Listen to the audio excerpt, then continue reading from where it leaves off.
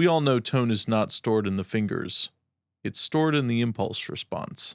So today I want to talk about how we can use an impulse response to balance out an overly bright amp without re-recording, without changing the amp or the pedals or anything, just using the impulse response, and talk about how we can use IR blending, IR selection to enhance the sound of our amp, regardless of how you dial it in, regardless of what the amp sounds like. So we're going to go into a little bit of blending, and we're going to talk about a real-world scenario where I've got an overly bright tone that I want to correct, and how I'm going to do that with IRs.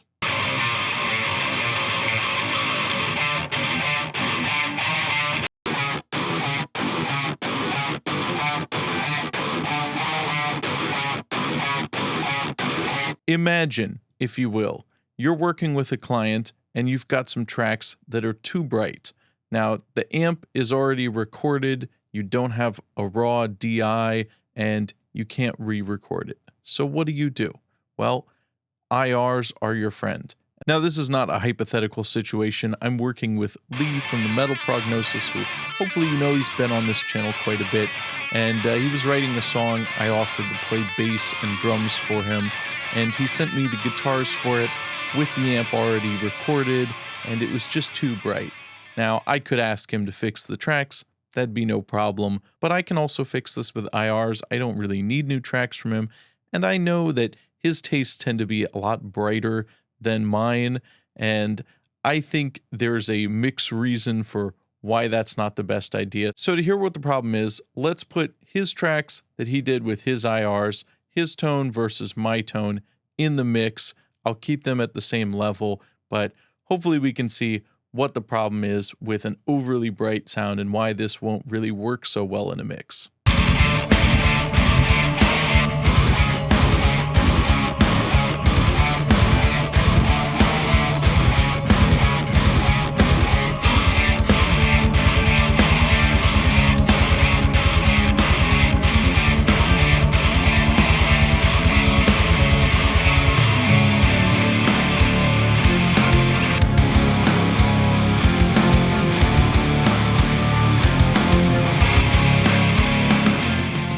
Now, I'm not here to dunk on Lee and say, your guitar tone is terrible. This was just a writing draft.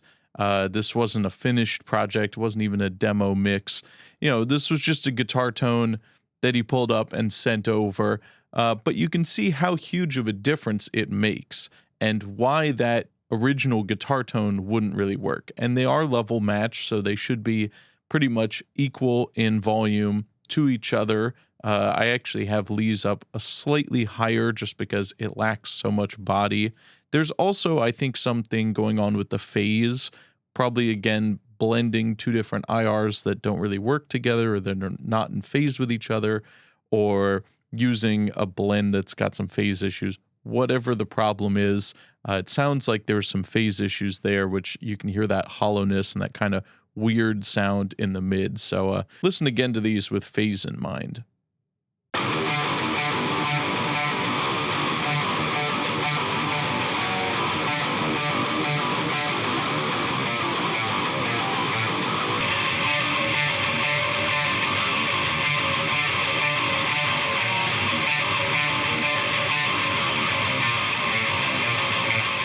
In any mix, we have a limited amount of space. So if the guitars are very bright and they have a lot of high-end energy, we're going to have to turn them down to the point that that brightness isn't overpowering the mix, which will lead to them ultimately being thin and not having enough low mids and mid content, as well as some bass content. So a bright guitar sound is ultimately going to be a thin guitar sound. On the other hand, a super bass-heavy and powerful sounding guitar tone on its own might be too dark to really stand out in the mix, and you'll end up with something that just sounds kind of muddy and flubby. So we really have to carefully balance all the ranges of the guitar frequency, and that's where IRs come into play, because a speaker is kind of like an equalizer. An equalizer is a bit more straightforward. You want more treble, you boost the treble. An IR, you have to know a little bit about speakers, what each kind of speaker sounds like, what mics sound like, what mic positions sound like. So let's look at what I picked out for this mix and hear it all and why I chose it. This is the Air Impulse Rack, this plugin. It's from Audio Assault. I like it a lot. I do my IR blending in that, and you can also use it as a plugin in your session to run multiple IRs and do some EQ stuff. But I also like to just run this for a little bit till I get a mix I'm happy with, and then export the IR, and it's even lighter on the CPU, and then you can use it later in other projects if you want. These are all my IRs that I've captured. These are some new ones I'm working on, and they're not quite out for the public yet, sorry, but I am using them here so you can get a taste of them. These are all in a 412 Carvin cab. I've got the Vintage 30 with a U87 on it, and then I've also got the Scorpion speaker from a PV Bandit that I loaded into the 412, and those are both using the SM57. So let's just go through these one by one, and you can see the top one is 50% of the mix. That's kind of my base IR. The cap edge is a good starting position. It's not too dark. It's not too bright.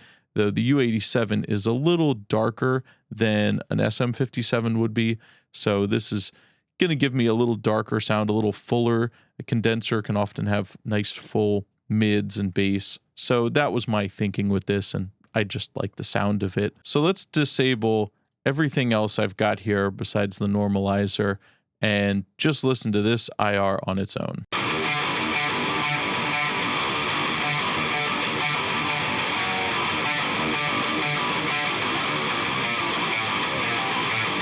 So I think that's already got a really nice sound. It's not quite as big as I want it for a full mix, but that's a really good starting place. That's why I chose it. I'm going to go through each of these individually, and then we'll stack them up. So this is the Scorpion speaker cap edge position with a 57.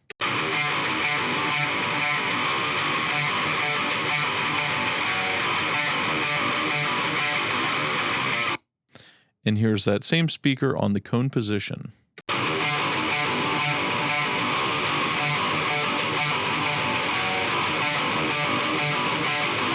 Now let's just mix them all together one by one and see what each adds, starting with just the U87 on the V30.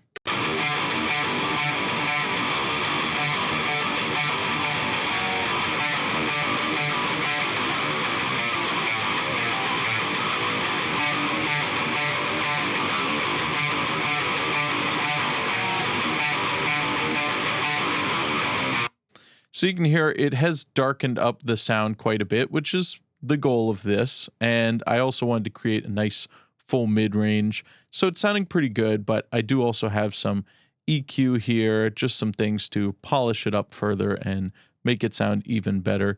So I am boosting a little bit of the lows because it was kind of missing some of that. I often cut the lows when I'm doing blends for my own guitar tones because I will dial in an amp with a little more bass, but in this case I'm boosting the lows some, and then I've got I'm just pulling out a frequency here that I didn't like. This 2.2K, just getting rid of some of that, and then I'm also adding a little bit of air with the high shelf. So let's hear what the EQ does before and after.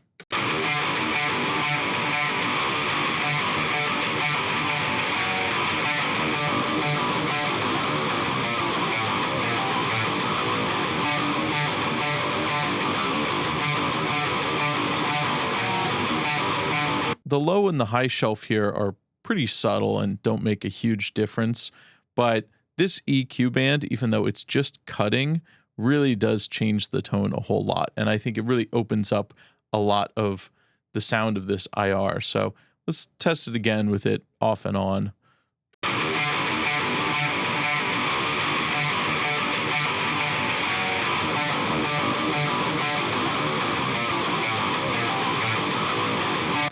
So sometimes just subtracting something actually adds a lot of what you want.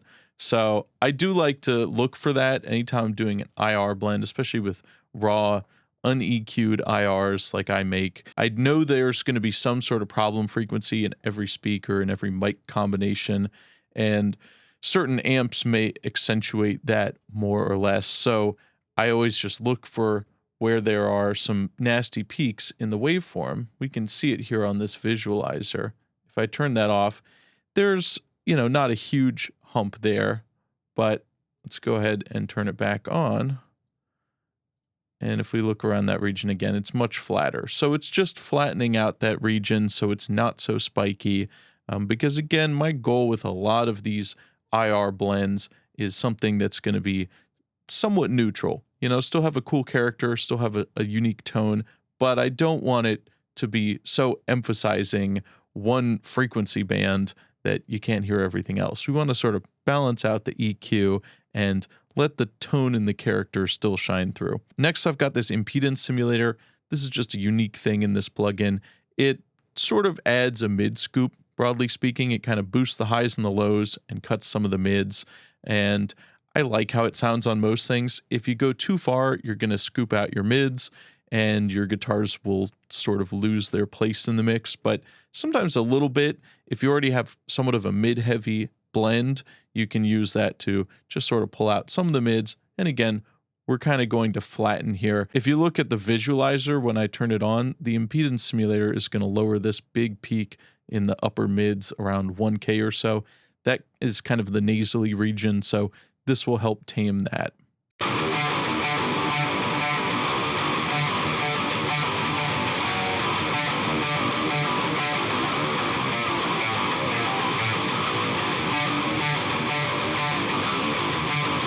And again, it's not a huge difference.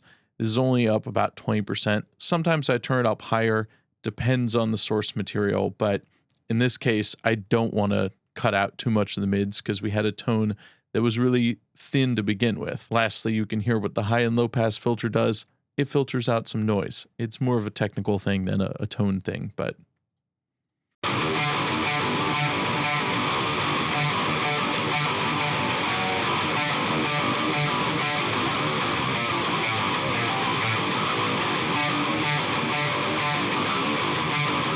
it does actually change the tone quite a bit, doesn't it? Especially that high pass, and I've got this at 8.6K. That's lower than I usually do it, but again, for this mix and for this tone, there was a lot of kind of nasty high-frequency stuff that I just wanted to cut out and make this a more mid-focused tone. So use your high-pass filter if you have a really bright and sizzly, harsh-sounding guitar. That's a great, easy way to just try to clean it up, but it's not a substitute for having a good tone in the first place. So that's all that's going on in the rhythm guitars. Let's check out the lead tone. This one I put together quicker. I don't worry as much about a lead since it's only going to be in parts of the song, but there are some different considerations.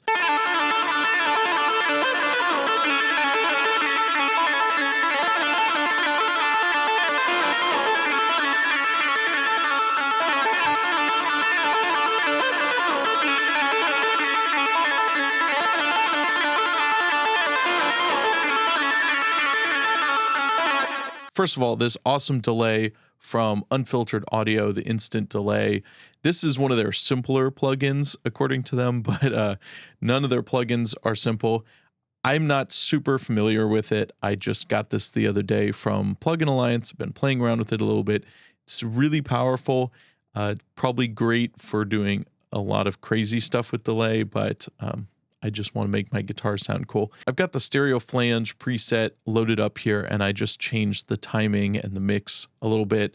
But I do like that it's got that flanged sound, which I did want for this lead, all in one plugin. So that's really doing a lot of the heavy lifting here. I do also have this extra EQ last in the chain, which you can see sort of accentuates some of what I like to do with leads, which is a big mid boost and not really boosting the highs a whole lot. In this case, I'm doing a little cut where I thought it needed around 2.5K. And then I've got this big mid hump and I'm cutting out a lot of the lows and the highs. This is just an extra step of EQ. I like to think of a lead tone as sort of fitting in between the rhythm guitars, which have lots of high and low end, and then the lead can sort of fill in some of those mids, some of those more nasally frequencies that we might want to cut out on guitar. You can kind of slip your lead in there. It still has good presence without being overwhelming in the track, without blowing up your master bus or anything. I also often like to use a 212 or a 112 IR for these for the same reason. It's got less bass. It's kind of sitting in a different place in the mids than a 412 will. So you can use a 412, no problem. But I like to choose a different IR, and I think a smaller cabinet kind of complements the big 412 sound of the rhythm guitars. I've got my 212 with classic lead 80s loaded up, and I've got a cone in a cap edge position. This is my basic starting point for any IR blending. Is cap edge is going to be dominant, and then the cone kind of fills in some of those darker frequencies, some of those low mids and other mid frequencies that you want from a cone position and from your IRs, and you can blend it in. So same concept as I had last time, just with less stuff going on. There's only one EQ band, and it's in the same region. I find often around that 2K to 3K range, you get some nasty stuff. But you can see on the visualizer that we've got more content around the mids. There's kind of a scoop down here that's just in the cabinet. But we've got kind of a higher bass and a lot of mid content around the 1K mark. I'll just go through this chain and turn things on one by one.